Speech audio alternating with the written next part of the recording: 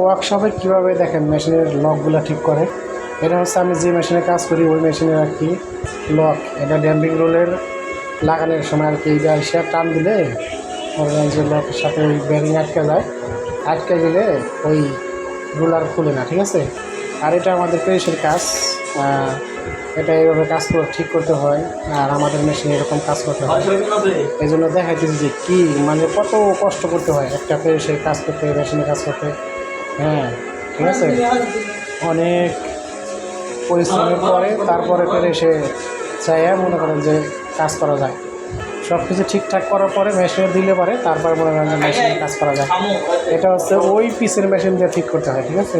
আর এখন বর্তমানে এই যে টেম্পার দিতেছে, আগুনটা পুড়ে আগুনের মতো লাল করে পটাশ দিয়ে তারপর টেম্পার দিতেছে যাতে অনেক দিন টিকে, ঠিক আছে। এটা ছিল আজকের ভিডিও, সবাই দেখবেন কেমন হয়েছে কাজের ভিডিও। থ্যাংক ইউ ভাই।